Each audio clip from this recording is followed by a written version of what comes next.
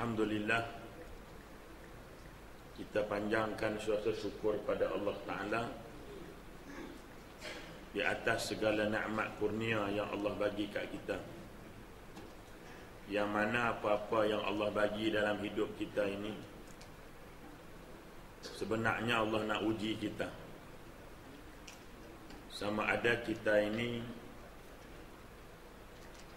tergolong di kalangan orang-orang yang benar-benar mensyukuri nikmat Allah, ataupun mereka yang kufur, yang akan ataupun yang diancam oleh Allah dengan seksaannya yang pedih.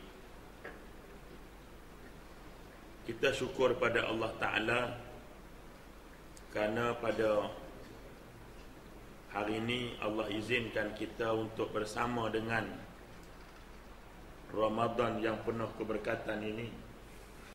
Pertamanya Allah Subhanahu wa Ta'ala mengizinkan kita untuk bersama dengan Ramadan pada hari yang kelima.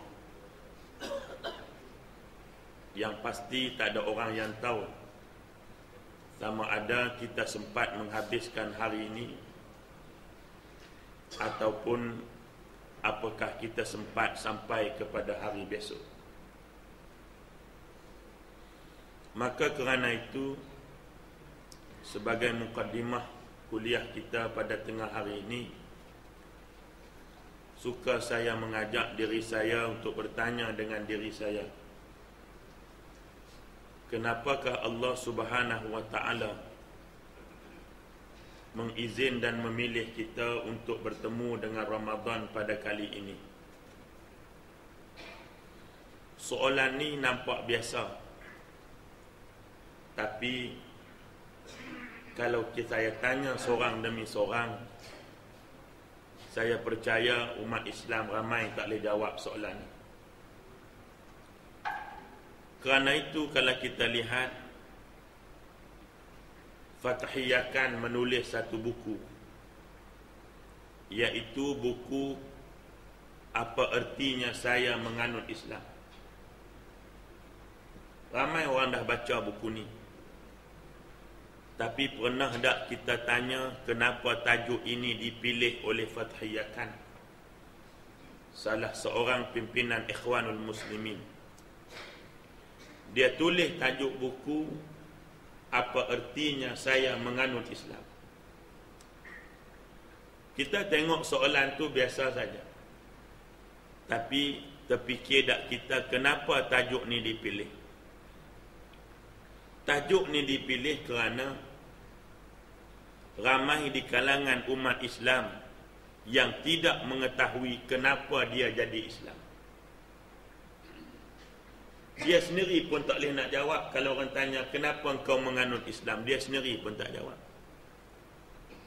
Jadi macam mana kita nak bawa hidup kita dalam keadaan kita tak tahu kenapa kita Islam? Macam kita masuk satu-satu pekerjaan. Dalam interview, orang tanya, kalau kamu dipilih memegang jawatan ni, apa kamu nak buat? Orang yang kata saya tak tahu lagi, sebelum jawab kena tolak. Sebab dia tak tahu dia nak bawa ke mana. Kalau dalam company yang kecil ni pun orang nak dengar ke mana kita nak bawa kalau kita dipilih ke jawatan itu. Ni kan pula tuan-tuan, jawatan ataupun majikan kita, kalau boleh kita namakan bahawa kita ni nak menuju kepada Allah Subhanahu wa Ta'ala. Tak tahu nak jawab apa. Maka sebab itu Fathiyakan dia menulis buku Apa Ertinya Saya Memeluk Islam. Maka macam tu juga soalan yang saya kemukakan tadi, kenapa Allah pilih kita untuk sekali lagi bertemu dengan Ramadan Al-Mubarak ini? Melalui jawapan inilah, itulah hala tuju yang kita nak bawa Ramadan pada kali ini. Tuan-tuan sekalian, untuk nak jawab soalan ini, saya beri gambaran dulu awal. Ujung nanti baru kita jawab. Bukan saya jawab, kita semua jawab. Ramadan Ramadan ni salah satu bulan daripada 12 bulan yang disebut dalam Quran Isna Asyara Syahra. Dalam setahun kata Allah ada 12 bulan. Di antara 12 bulan itu adalah Ramadan. Sebelum kedatangan Islam, Ramadan ni satu bulan yang orang Arab tak suka. Sebab tak suka, sebab panas. Ramadan tu sendiri dibubuh nama Ramadan tu sebab maksud dia panas terik. Orang Arab tak suka bulan Ramadan. Yang berduit sikit bila main bulan Ramadan keluar pergi tempat lain yang lebih sejuk sebab tak tahan. Ni kita tengok ni Ramadan ni kat Mekah berapa darjah tuan-tuan? Hari ni 52 darjah Celsius. Panas tuan-tuan sekalian. Bermakna Ramadan itu sendiri sebelum Islam datang, bulan yang dikenal sebagai bulan panas, orang tak suka bulan ni. Tetapi Allah Subhanahu wa ta'ala, dia memuliakan bulan Ramadan ini. Maka bila Allah muliakan Ramadan, bulan yang sebelumnya orang tak suka, hari ini bulan itulah orang tunggu tiap-tiap tahun. Bulan yang sebelumnya bila sampai Ramadan pakat berderu tinggal Mekah. Lah bila masuk Ramadan berderu orang masuk Mekah.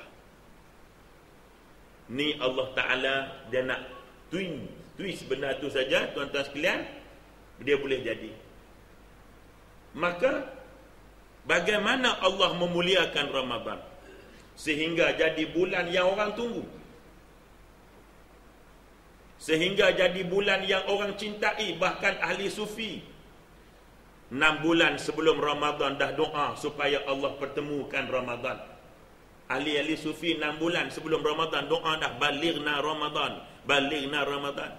Kita hak pakai shampoo Sofi ni 3 bulan ya. Rejab, Syaban, Ramadan 3 bulan. Nu ahli sufi ni 6 bulan sebelum masuk dah doa dah. Sukanya mereka kepada Ramadan. Macam mana ni tuan-tuan sekalian? Baik. Yang pertama, bagaimana Allah muliakan Ramadan? Yang pertama, bila Allah turunkan Quran pada bulan tersebut. Syahrul Ramadan alladhi unzila fihi al-Quran. Pada bulan Ramadan kami buat turun Quran. Maknanya, mulianya Ramadan dengan sebab Allah buat turun Quran. Maka orang yang nak mulia dalam Ramadan, kita tidak jadi mulia dengan sebab bulan tuan-tuan sekalian. Ramai orang yang beranak bulan Ramadan jadi penyamun tuan-tuan sekalian. Kita tidak mulia kerana bulan. Kita tidak mulia kerana tempat. Kita tidak mulia kerana apa-apa. Kita mulia bila Allah nak jadikan kita mulia.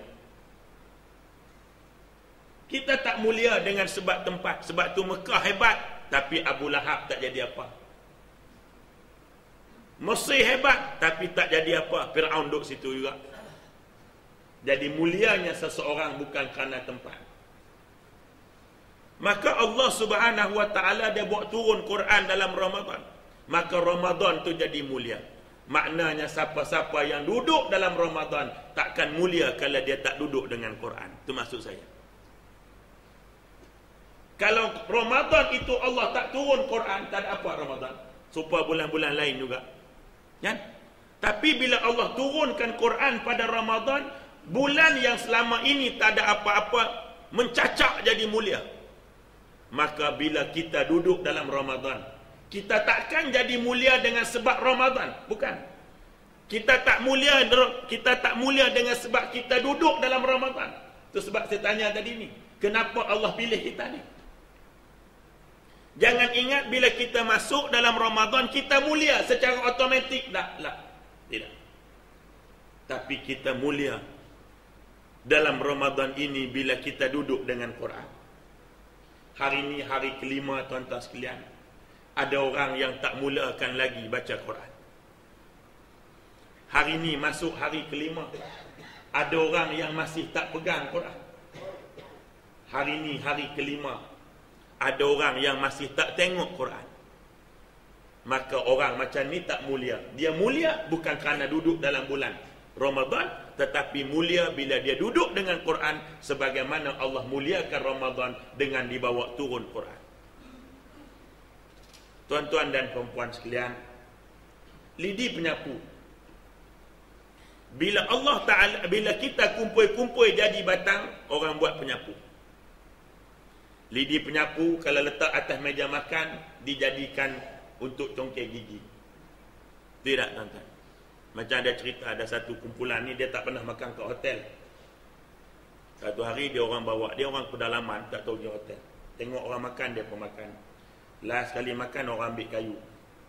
Buat macam ni, dia pun tengok orang ambil, dia pun ambil. Masa nak hantar balik kampung, penganjur kata, sedap tak makanan tadi? Dia kata sedap, kecuali yang akhir sekali kerah, dia kata. Serupanya dia makan batang congkak gigi tadi. Jadi tuan-tuan sekalian, lidi penyapu tadi bila dia kumpul-kumpul tadi ni, bila buat jadi penyapu. Lidi penyapu bila letak atas meja makan jadi congkak gigi. Tapi bila jadi penunjuk Quran, Tok Guru Quran marah kalau kita langkah lidi tadi ni. Sebab apa? Sebab dia jadi penunjuk Quran. Masa dia jadi penyapu tak ada siapa marah hang langkah. Masa jadi congkak gigi tak ada siapa marah orang guna lidi tu. Tapi bila lidi jadi penunjuk Quran masa mengaji, Tok Guru kata pergi ambil tu. Dia suruh ambil. Padahal lidi daripada daun kelapa yang sama. Sebab apa mulia? Sebab dia duduk dengan Quran. Penunjuk Quran saja. Bukan dia baca Quran. Nah, kita kadang-kadang rumah kita bunyi orang baca Quran. Telefon ustaz. Ustaz macam mana ustaz? Rumah saya bunyi orang baca Quran ni tapi tak ada orang. Baca Quran pun salah. Duk takut apa eloklah rumah hampa ada orang baca Quran. Dah hampa tak nak baca. Telefon suruh kita halau.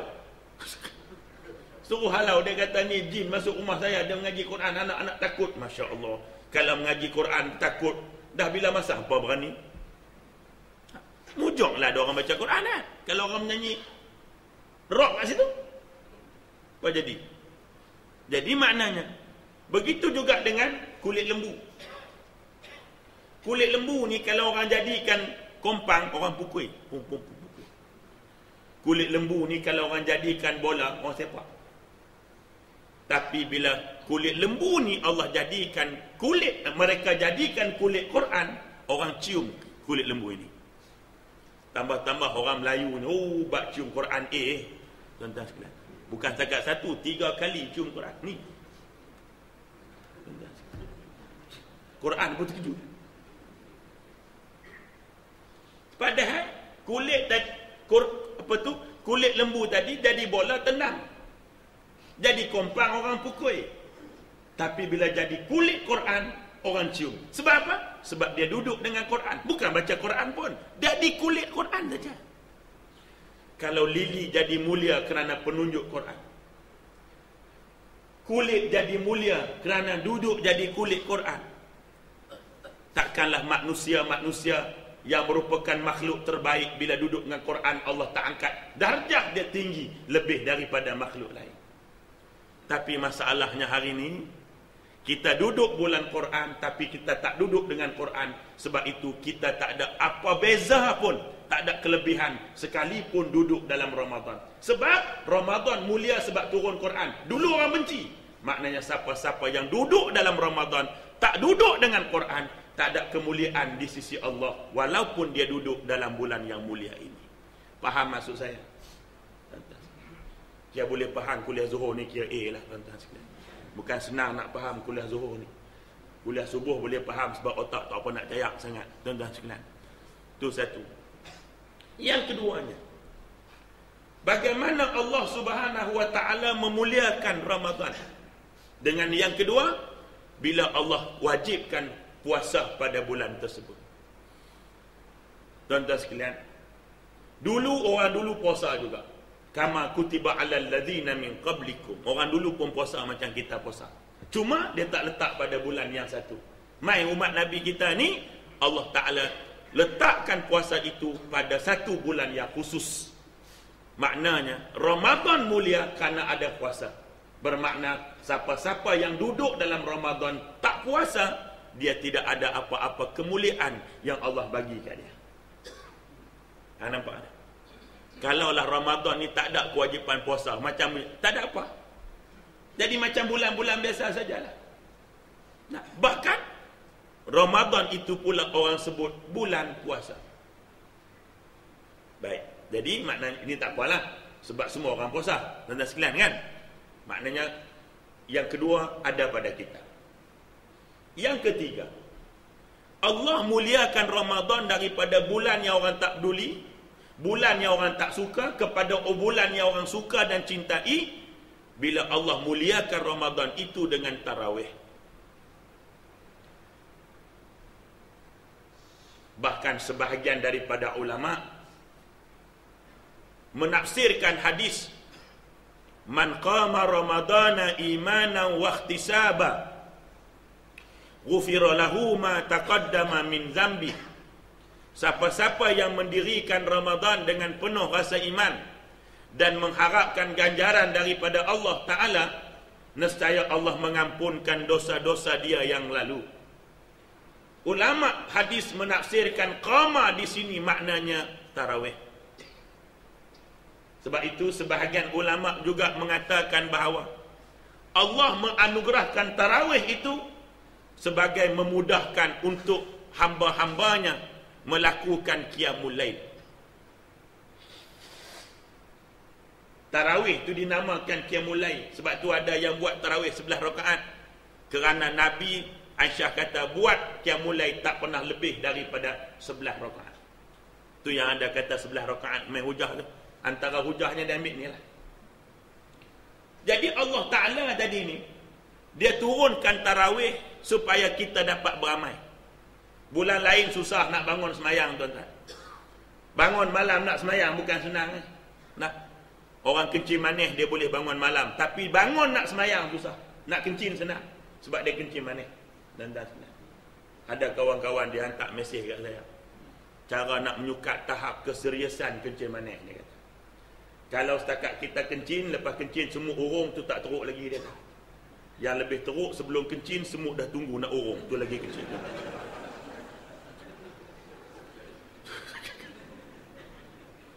Kita takut sangat lepas kencing semut urung, dah kata tak kuat lagi tu. Tu kencing manis tahap tak kuat. Dia kalau sebelum kencing semut dah tunggu nak urung, tu memang kuat lah. Jadi tuan-tuan sekalian, memang senang nak bangun untuk nak kencing, tapi bangun nak semayang ni susah. Maka dengan rahmat Allah Ta'ala, Allah turunkan ibadah tarawih. Maka tarawih itu sebagai ganti kepada qiyamul lail. Sayangnya Allah pada kita, ya tuan-tuan sekalian, maka orang yang tak bertarawih sepanjang Ramadan, dia tidak ada kemuliaan apa-apa sekalipun dia duduk dalam bulan Ramadan. Faham tuan-tuan sekalian? Kita tak mulia kerana bulan dia, tak mulia. Kita mulia bila kita beramal untuk menjadi mulia. Maka kalau orang faham ke ini, tarawih akan penuh sampai hujung Ramadan. Tapi bila orang tak faham ini tarawih apa dia, 10 malam terakhir, 10 malam awal masjid penuh, 10 malam terakhir masjid kosong. Sebab apa? Bertukar jadi hantu raya. Tahu hantu raya? Takrif hantu raya mengikut kamus Kamal, mereka yang meninggalkan 10 Ramadan terakhir kerana membuat persiapan hari raya. Itulah hantu raya yang sebenar. Tinggal 10 Ramadan terakhir buat persiapan raya, tu hantu raya sebenar. Orang Melayu kata hantu raya ni muka sebiji macam tuan dia. Betul lah.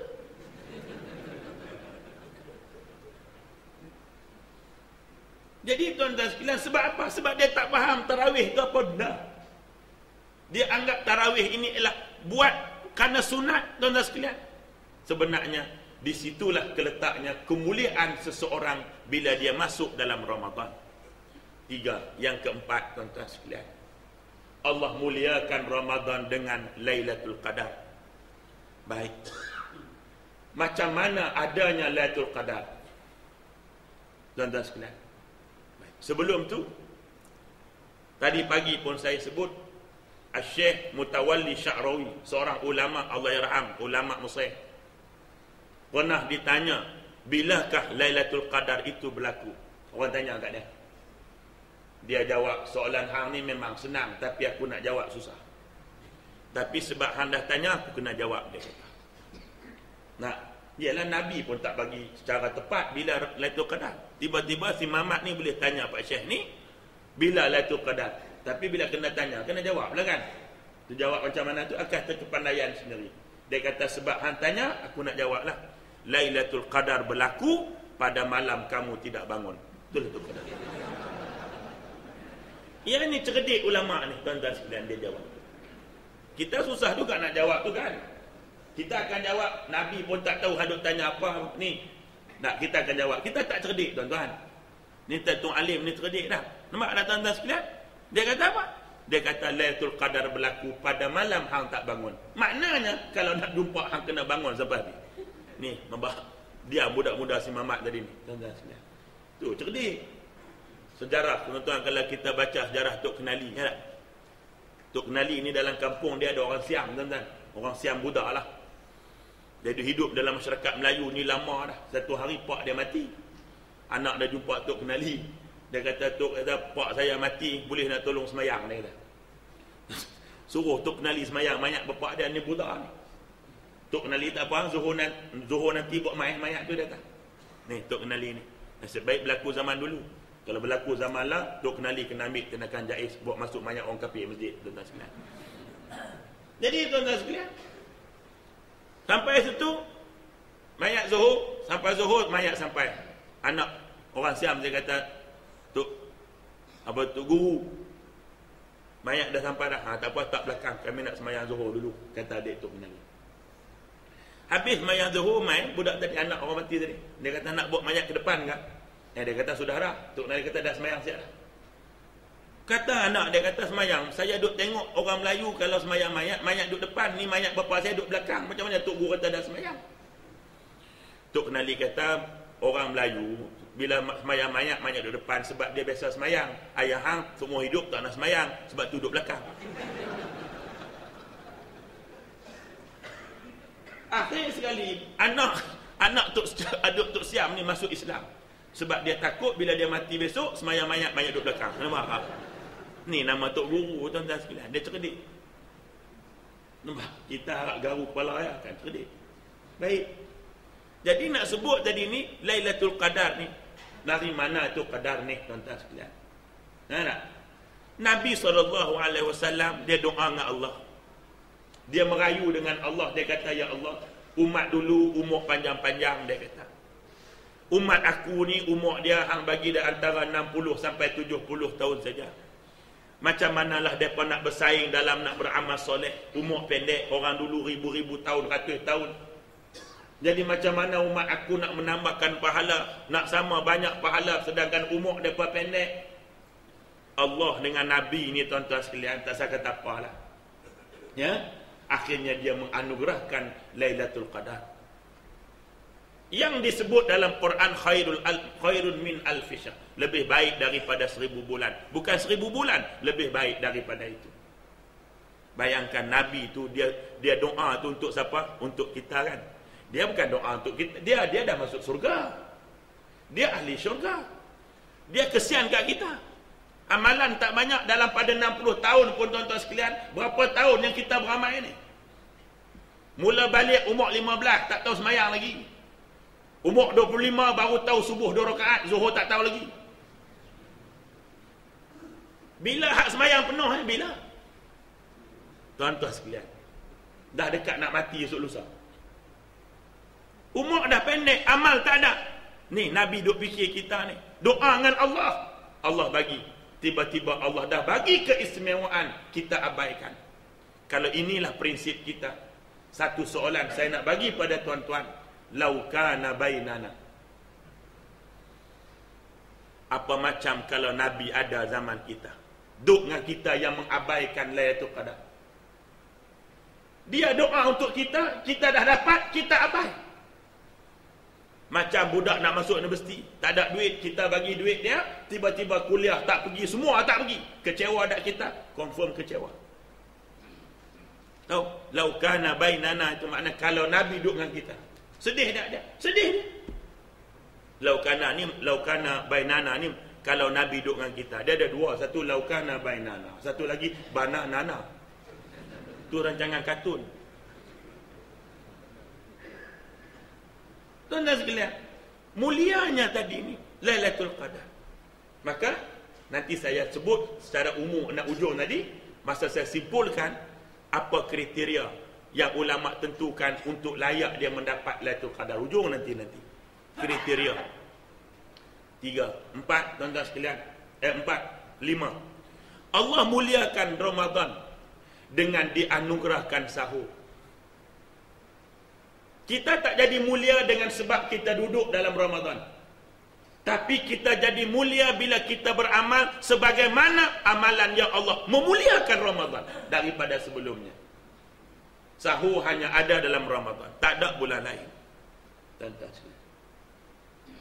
Nah, maka sahur ini datang daripada mana? Juga daripada resah hati Nabi. Bila semayang menghadap ke Baitul Maqdis, orang ejek dia, Yahudi ejek dia. Dia puasa 10 Muharram, Yahudi ejek dia. Tersentuh hati Nabi.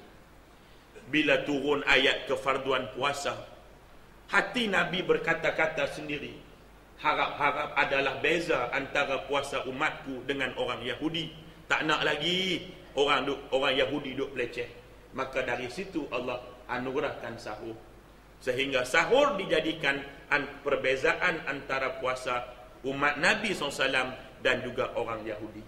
Siapa-siapa yang sengaja tak bangun sahur, bukan kerana tak jaga, tak sedap saja malas bangun, dia dianggap sebagai berusaha meninggikan syiar Yahudi. Nabi puasa 10 Muharram, tak nak sama, dia suruh puasa 9-10. Jangan sama. Nampak tak? Dia elak nak bagi sama. Maka tiba-tiba kita bagi sama pula. Tak sekalian. Waktu sahur habis, kata Nabi, masuk waktu mula azan dan satu pendapat lagi selepas waktu habis azan. Sebab pernah berlaku kan, Nabi tengah sahur dengan sahabat, azan. Umar tanya macam mana ni? Nabi kata teruskan, jangan duduk bermuntah. Sebab selagi azan tak habis, maka masih ada sahurnya. Tak, cuma satu benar lah. Kita tengah makan laksa, tiba-tiba azan. Separuh duduk dalam perut, separuh duduk luar. Macam mana agak-agak tu tuan-tuan sekalian? Jenis laksa tak potong 3 depak tuan-tuan sekalian. Orang nak masak potong lah bagi pendek. Ni biar dia rebus panjang-panjang 3 depak. Separuh masuk dalam perut, separuh kat luar tuan-tuan sekalian. Nampak? Dia nak buat macam mana? Senang saja Tok Guru jawab. Dia tanya, dia soal, dia tanya. Dia soal, dia tanya. Dia tanya, dia jawab.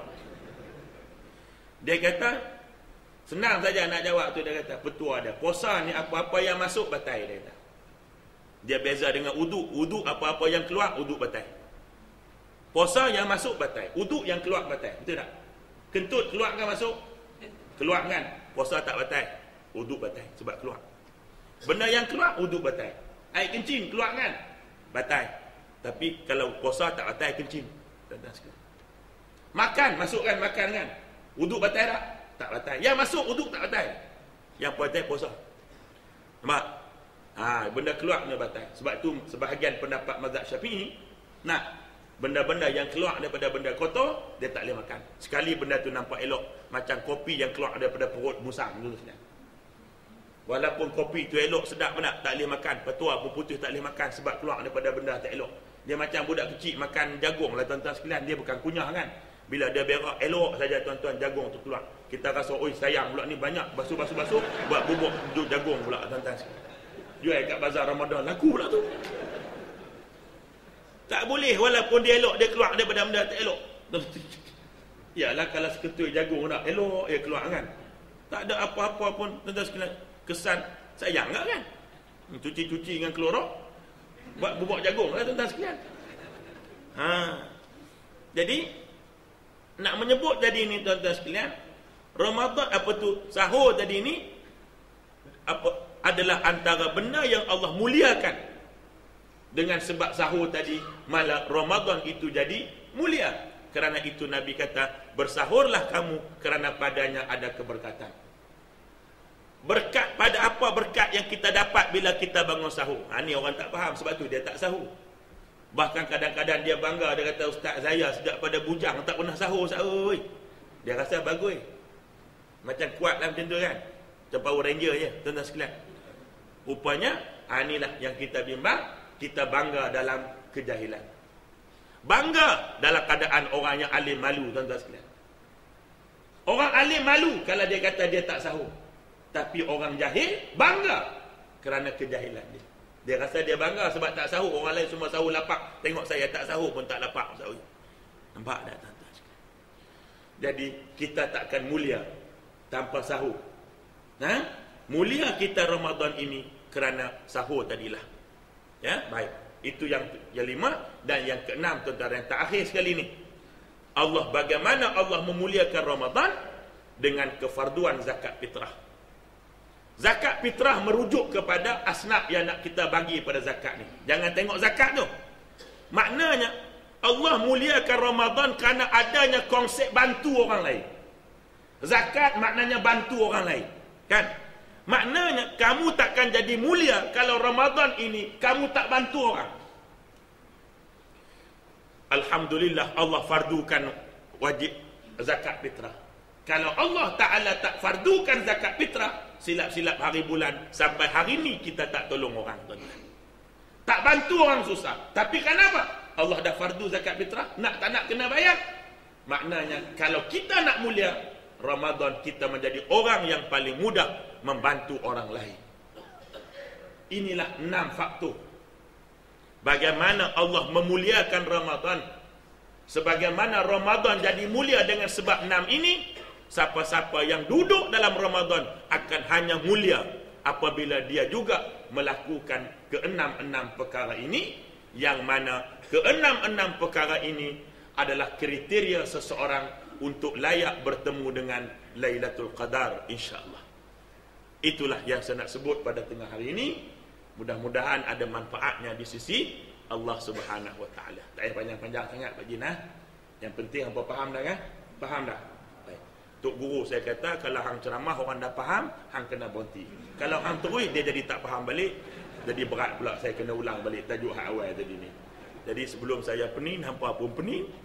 Lah kita cukuplah berhenti takat ni dululah, tuan-tuan sekalian. Jazakumullah khairan katsira. Maka sebagai penutupnya, jawapan kepada persoalan tadi, kenapa Allah pilih kita untuk bertemu dengan Ramadan kali ini? Jawapannya hanya satu. Allah sayang kerana kita tidak ada amalan. Allah bagi peluang kerana Allah sayangkan kita, kerana kita masih belum cukup amalannya. Seolah-olah Allah nak bagi tahu, kalau aku ambil nyawa hang 6 hari lepas, apa hang nak bawa jumpa aku? Kalau aku ambil nyawa hang 7 hari lepas, apa nak jawab persoalan yang hamba muka nakir ku akan tanya pada kamu? Maka kalau ini kita faham, tuan-tuan sekalian, jangan fikir sempat tak sempat besok Ramadan, tapi berfikirlah apa yang telah aku buat untuk Ramadan hari ke-5 ini. Mudah-mudahan ada manfaatnya di sisi Allah Subhanahu Wa Taala. Karena yang baik ni al-haqqu min rabbik, yang baik ni semua milik hak mutlak Allah Subhanahu Wa Taala, tuan-tuan sekalian. Maka sekadar itu untuk pertemuan kita. Cuba sebagai akhirnya, tuan-tuan sekalian, macam biasa, macam penceramah-penceramah lain juga, dia bulan Ramadan ni asal dia kuliah dia minta derma. Betul tak, tuan-tuan?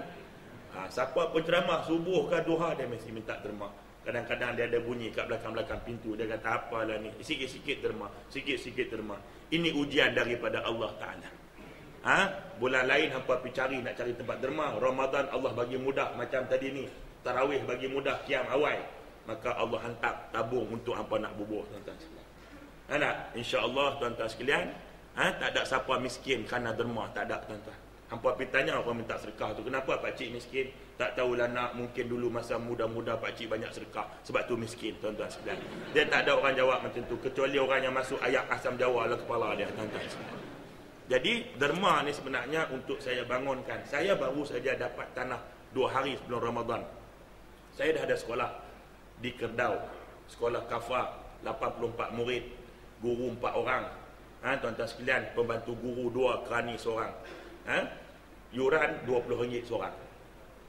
Itu pun bagi had ada mampu. Orang miskin free, anak yatim piatu free, anak yatim susah free. Banyak yang free daripada bayar.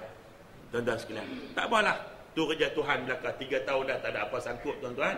Bahkan akaun sekolah saya tu sampai hari ni untuk operasi cukup untuk 2 tahun lagi. Gaji cikgu semua maintenance lah orang Jawa panggil kan. Berkat dengan usaha kawan-kawan semua, kejayaan sekolah tadi mendorong seorang wanita tua untuk mewakafkan 7 ekar tanah, 1 ekar dari 1 kilometer lebih kurang daripada sekolah saya sekarang ni. Jadi saya nak bangunkan apa dinebut sebagai komplek tahfiz Al-Quran anak yatim dan orang tua Al-Qardawi ataupun disebut Komtak, tuan-tuan sekalian. Jadi dengan penuh rasa rendah diri saya memohon tuan-tuan sekalian untuk tuan-tuan menyumbang sedikit sebanyak tuan-tuan sekalian demi mencari kemuliaan di dalam Ramadan Al-Mubarak, agar yang kita bagi Allah terima, yang berbaki akan Allah lipat gandakan. Aqulu qawli hadza wa astaghfirullahal azim li wa lakum. Wassalamu alaikum warahmatullahi wabarakatuh.